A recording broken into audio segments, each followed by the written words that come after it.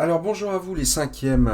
Alors 5e S comme 5e D, une vidéo pour les 5e S, la découverte de cette nouvelle partie de chapitre. Pour les 5e D, on approfondit ce qu'on a vu aujourd'hui, c'est-à-dire la réforme protestante, qu'on appelle aussi le protestantisme, ou parfois tout simplement la réforme. C'est une réforme religieuse qui a lieu au XVIe siècle, et une réforme religieuse, c'est-à-dire un grand changement religieux chez les chrétiens qui change l'histoire de l'Europe, qui est très important et que vous devez absolument connaître. Alors, deux questions pour guider ce cours. Les 5e D, vous retrouverez facilement dans tout ce qu'on va voir là. Les 5e S, écoutez bien, vous aurez de toute façon le même travail à la fin à faire. Alors, comment l'expliquer? Première question, donc toujours cette compétence qu'on a déjà travaillée qui consiste à expliquer. On a expliqué les grandes découvertes. Là, on va essayer d'expliquer pourquoi ce grand changement religieux avec Martin Luther, le XVIe siècle, pourquoi à ce moment-là. Deuxième question, comment se manifeste cette réforme religieuse, ce changement religieux, c'est-à-dire qui sont les protestants, quelle différence avec les catholiques, comment ça se passe? Pour commencer, un schéma avec en bas Martin Luther, ce fameux Martin Luther qui est un moine allemand dont je vais reparler. Je vous ai mis les dates en bas. Comment expliquer? On va commencer directement par l'explication. Premier élément d'explication, nos humanistes. Donc les humanistes, c'est 14e, ça commence très tôt, 14e et 15e siècle. Je vous ai mis ici une image. Alors en haut, c'est Erasme, en bas, là, c'est Pétrarque. Rappelez-vous, c'est ce qu'on appellerait aujourd'hui des intellectuels, des hommes très instruits qui cherchent à mettre l'homme au centre du monde et qui disent que l'homme est libre, qu'il a un libre arbitre. C'est des intellectuels qui disent que voilà, l'homme est beaucoup plus important qu'il ne l'a été jusque-là au Moyen Âge, ou dans lequel eh bien, Dieu était trop important peut-être, et il faut redonner ses lettres de noblesse aux hommes. Donc l'humanisme, premier mouvement qui va expliquer cette réforme religieuse, première cause. Deuxième chose qui va expliquer ce changement religieux, cette réforme religieuse, c'est l'imprimerie, dont j'ai pas beaucoup parlé avec les 5e D, mais c'est pour ça que je vais en parler un petit peu ici. L'imprimerie, c'est une machine qui est inventée en 1453 par Gutenberg, et cette invention change tout. Pourquoi? Au Moyen Âge, les livres, ils sont recopiés à la main. Par conséquent, il n'y en a pas beaucoup. Quand il y en a, ils sont gardés précieusement, très précieusement dans des bibliothèques qui sont elles-mêmes dans des monastères, dans des abbayes, donc c'est gardé par le clergé, par l'église, et puis les gens tout simplement n'ont pas de livres, hein, ça coûte trop cher, c'est trop rare, sans compter que quand il y a un incendie, eh bien ces livres sont perdus, et donc l'imprimerie change tout. Pourquoi? Parce que d'un seul coup, à partir de 1453, on va pouvoir multiplier les livres, notamment le livre le plus important pour les chrétiens qui est la Bible.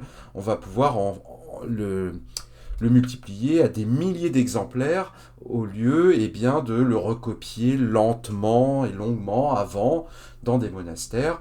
Et donc on va rendre, comprenez bien que l'imprimerie rend accessible eh bien, à beaucoup de gens, alors pas tout le monde, hein, parce que on est à l'époque moderne comme au Moyen Âge, tout le monde ne sait pas lire et écrire, mais en tout cas, pour les gens les plus instruits, eh bien, les livres vont être beaucoup plus faciles d'accès, et notamment la Bible va être beaucoup plus facile d'accès. On va pouvoir la lire, alors que chez les chrétiens, au Moyen Âge, personne ne lit la Bible si ce n'est le prêtre. C'est le prêtre qui lit la Bible est en latin, elle est donc lue et expliquée uniquement par des spécialistes qui sont les prêtres, c'est-à-dire le clergé, c'est-à-dire l'Église. Troisième élément d'explication, un élément lié à l'Église lui-même. Ici, je vous ai mis l'image d'un pape, Alexandre VI, au XVe siècle. Eh bien, cette Église, alors pendant tout le XVe siècle et au XVIe siècle, elle se compromet dans des scandales. Alors c'est des histoires à n'en plus finir. On a une série de papes italiens qui fait partie d'une famille qu'on appelle les Borgia, et ces papes eh bien, sont dans des scandales d'assassinat, de meurtre, de sexe, d'argent, d'enrichissement. C'est des scandales à n'en plus finir, tellement important que ça finit par se savoir, que tout le monde est au courant. Et donc la confiance dans le pape, qui est normalement le chef de l'Église catholique, celui qui représente Dieu sur terre et que tout le monde doit écouter et suivre, eh bien cette confiance est en train de baisser, de diminuer beaucoup, parce que vraiment, trop c'est trop, des papes qui s'enrichissent, des papes qui volent, des papes qui font assassiner des gens, et puis avec eux, tout un clergé qui se compromet aussi dans des scandales d'enrichissement. Alors quand c'est le haut clergé, c'est-à-dire les cardinaux, les évêques, eh bien ce sont des scandales d'enrichissement. Puis le bas clergé, on leur reproche autre chose, on leur reproche d'être inculte, d'être idiot, d'être ignorant. Bref, l'Église a perdu au XVIe siècle une grande partie de la confiance qu'elle avait au Moyen-Âge. Et ces trois éléments, donc les humanistes qui donnent une nouvelle vision du monde, l'invention de l'imprimerie qui permet à chacun de se faire sa propre opinion en fait en ayant accès à des livres, et puis les scandales liés à l'Église catholique et en particulier au pape, tout ça nous explique Martin Luther. Alors, qui est Martin Luther ? Je vais développer un petit peu pour les 5e S. Donc, on a vu aujourd'hui avec les 5e D un moine allemand, cultivé et instruit, puisqu'il est théologien. Donc, un moine, c'est donc un membre du clergé, de l'Église, qui est instruit, qui évidemment maîtrise plusieurs langues, qui sait écrire. On a vu qu'il avait traduit la Bible du latin à l'allemand. Alors, pour réussir à faire ça, il faut être vraiment très instruit. Et puis deux dates importantes, 1517, ce sont ces fameux 95 thèses, c'est-à-dire ces 95 critiques à l'égard de l'Église qui rendent le pape furieux et qui entraînent en 1521, 4 ans plus tard, l'excommunication et le bannissement.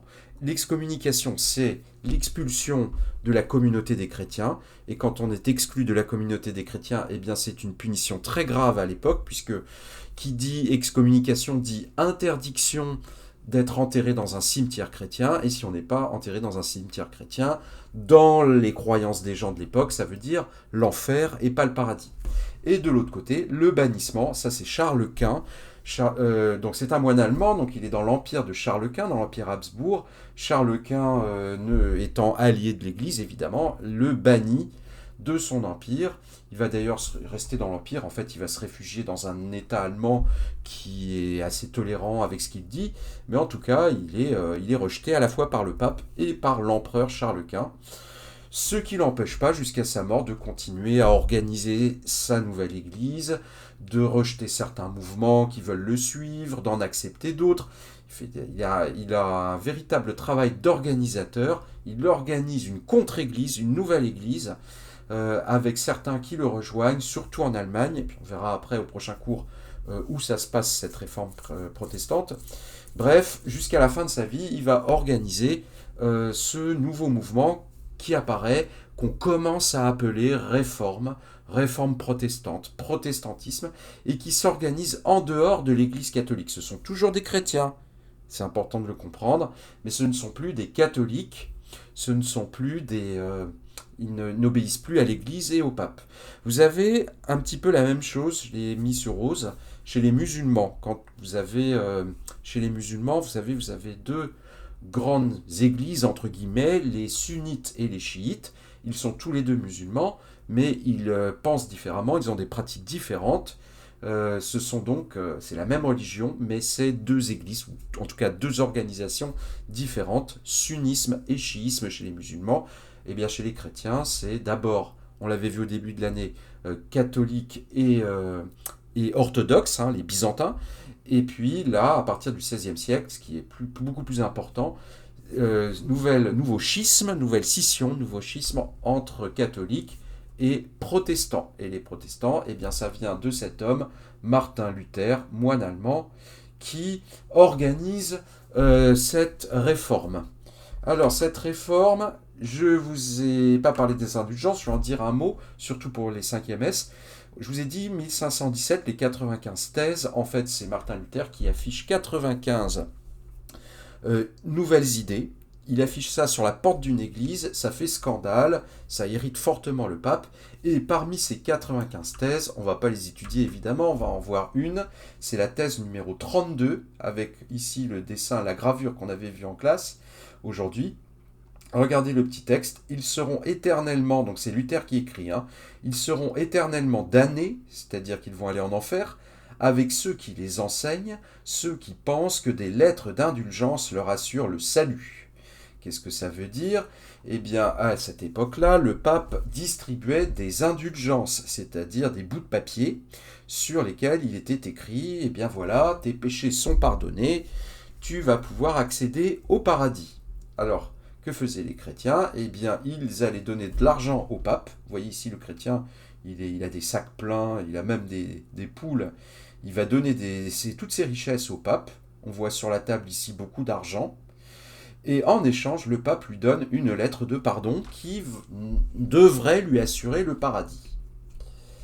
Eh bien, c'est ça que dénonce Luther. Il dit, qu'est-ce que Luther dit? Il dit, tout simplement que c'est une arnaque. C'est une gigantesque arnaque. On vole l'argent des chrétiens. Que fait le pape avec cet argent? Il se fait construire des églises magnifiques. Il vit dans la richesse et dans le grand luxe avec sa famille, ses copains, les cardinaux, les évêques. Et tout ça est un véritable scandale.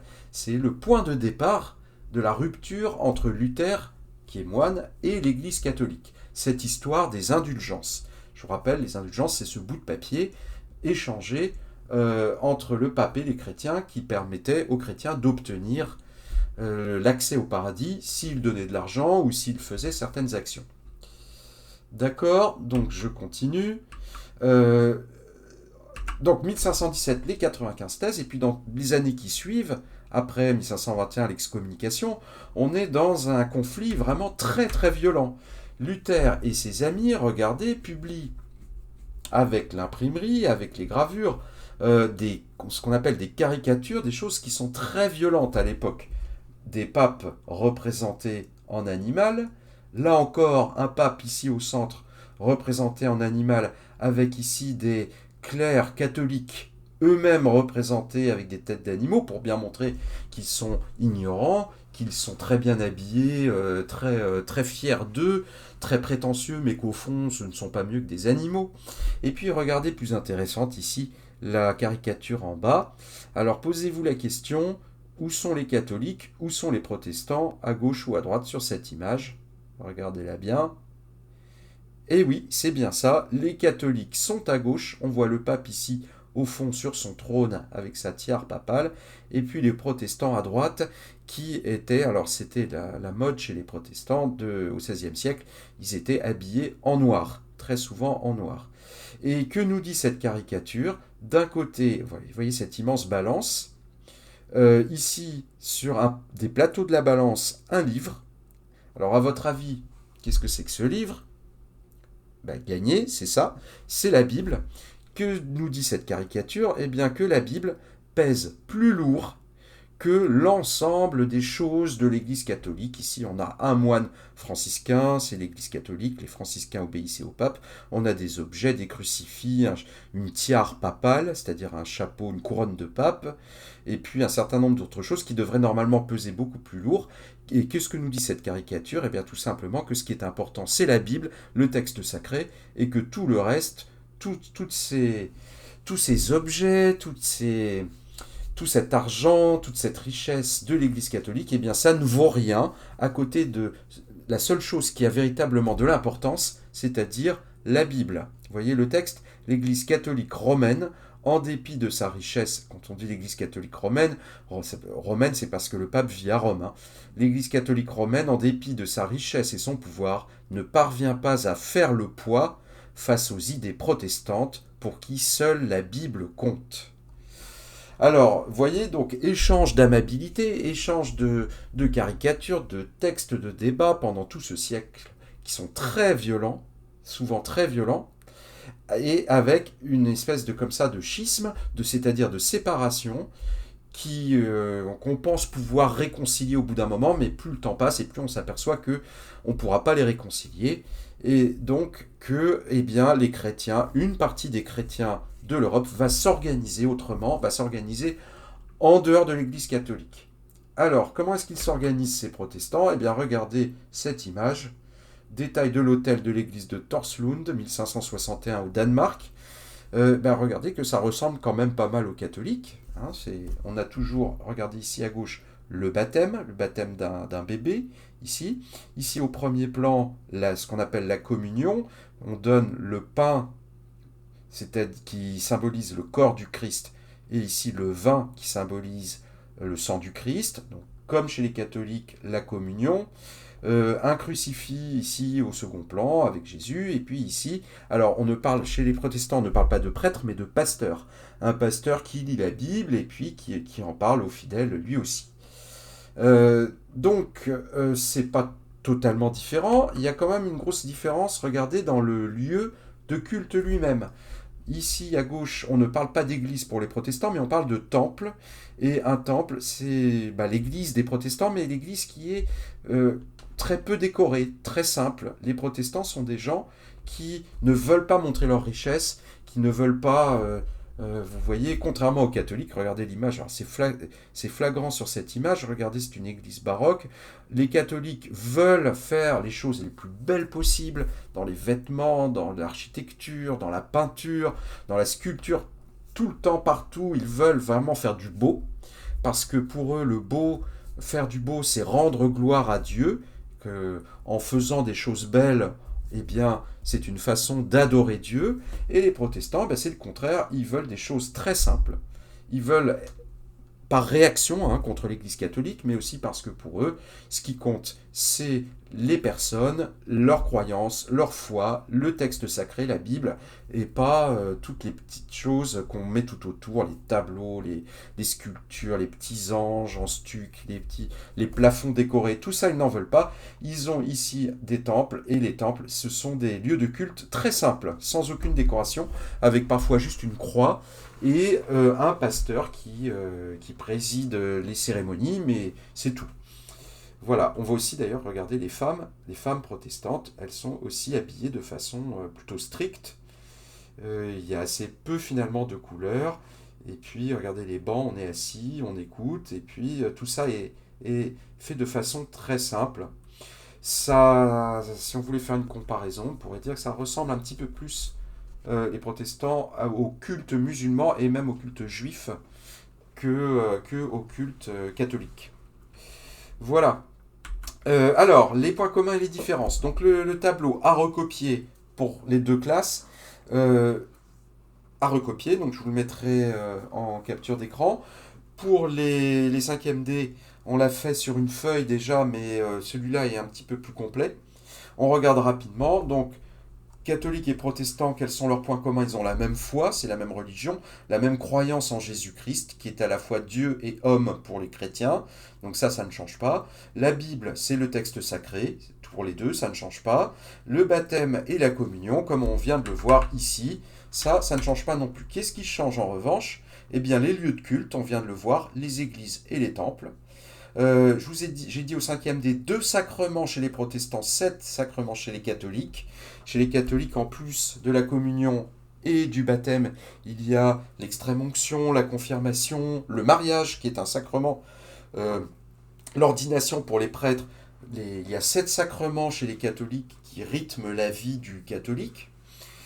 Il n'y en a que 2 chez les protestants. Chez les protestants, la Bible doit être lue et expliquée par un prêtre. Pardon, pour les catholiques, la Bible doit être lue et expliquée par un prêtre. Elle doit être en latin et déchiffrée et expliquée par un prêtre. Elle ne doit pas être lue par le chrétien lui-même qui n'est pas du clergé, alors que pour les protestants, tout le monde doit lire la Bible lui-même. Et pour que tout le monde puisse lire la Bible, grâce à l'imprimerie, eh bien, il faut la traduire en langue vulgaire. La langue vulgaire, c'est les langues qui ne sont pas le latin, le français, l'allemand, etc. C'est pour ça que Luther a traduit la Bible en allemand, pour la rendre accessible aux gens qui ne comprennent pas le latin. Donc, évidemment, voilà, pour ça, il faut s'appuyer sur l'imprimerie, traduire la Bible, et puis l'imprimer en des milliers d'exemplaires pour que tout le monde puisse la lire. Ça, c'est une différence fondamentale. Autre différence dont je n'ai pas parlé avec les 5e D, Marie, c'est-à-dire la mère de Jésus, et les saints, ils sont vénérés par les catholiques, mais pas par les protestants. Chez les protestants, on ne vénère que la Trinité, c'est-à-dire Jésus, Dieu et le Saint-Esprit, et puis les saints, Marie, etc., on n'en parle pas.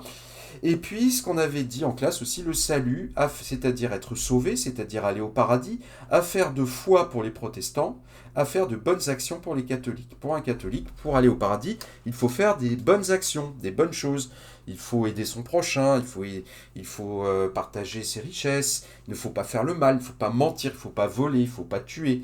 Alors que pour les protestants, bah, le salut, c'est surtout une affaire de foi. Si vous avez la foi en Dieu, bah, vous allez normalement plus au paradis que si vous n'avez pas la foi. Donc là, c'est pas tout à fait la même chose. La façon d'accéder au paradis ou à l'enfer pour les catholiques et les protestants, c'est pas pareil. Donc on voit quoi à travers ce tableau? Bah, il y a des choses qui les réunissent en bleu et des choses qui les séparent en rouge. Et ce qui les réunit, bah, c'est que c'est globalement la même religion avec le même texte, hein. C'est ça, hein. C'est la même religion avec le même personnage important qui est Jésus et le même texte sacré qui est la Bible. Alors, le cours à noter pour les 5e S. Donc, on parle rapidement de la réforme religieuse. 3 mots à connaître: l'excommunication, une indulgence et la réforme protestante. 3 définitions, 3 dates: 1517, 1521, j'ai rajouté 1530, mais c'est pas très important. Vous n'êtes pas obligé de la mettre en rouge, celle-là. C'est simplement pour dire que Martin Luther, il continue en fait toute sa vie jusqu'à sa mort. Il a un grand succès, il entraîne beaucoup de monde et jusqu'à sa mort, il produit cette réforme protestante. Mais ce qui est important, c'est 1517, les 95 thèses, la critique des indulgences, donc le pape et l'Église, et 1521, la rupture définitive. Il est excommunié et banni par Charles Quint. Excommunié par le pape et banni par Charles Quint. Voilà, alors le devoir pour les deux classes, travailler la compétence expliquer. Donc expliquer l'apparition du protestantisme au XVIe siècle. Pourquoi? Toujours pareil, comme pour les grandes découvertes. Pourquoi au XVIe siècle et pas au XIIe siècle ou au XVIIIe siècle? Comment l'expliquer? Je viens de le faire dans cette vidéo. Au début de la vidéo, vous reverrez cette vidéo une nouvelle fois. Donc soit sous forme de schéma, comme au début de la vidéo, soit vous faites un schéma, essayez de ne pas faire le même que le mien, essayez de le faire de façon un peu différente, soit vous faites un texte, au moins 10 lignes dans ce cas-là, soit, pour les plus courageux, vous faites les deux, c'est-à-dire à la fois le schéma et le texte, comme on avait fait avec les 5e. Alors le schéma, comme on avait fait avec les 5e S pour les grandes découvertes. Donc, expliquer ou comment expliquer l'apparition du protestantisme au XVIe siècle. Donc j'ai répondu dans la vidéo, j'ai répondu en cours. Eh bien, vous faites ce travail. Alors, les 5e D pour mercredi prochain, pas pour demain, et les 5e S pour mardi prochain. Je rajouterai des choses demain pour les 5e S. Voilà, j'arrête ici la vidéo, je mets ça en ligne et je mets les captures d'écran du cours et du tableau pour les deux classes. Voilà.